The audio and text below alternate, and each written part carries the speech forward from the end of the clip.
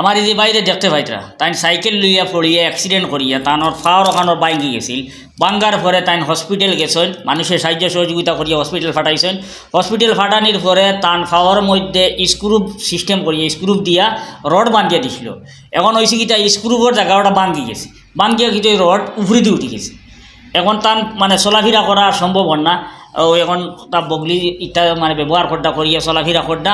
এখন ডাক্তারে কইছে যদি ইলা বেশি দিন থাকে রডিগু উফরে দিয়া তে তানোর ফাও খাটিয়া ফেলাইতে লাগবো, যার কারণে তাই তড়িগড়ি অপারেশনও যাইতা।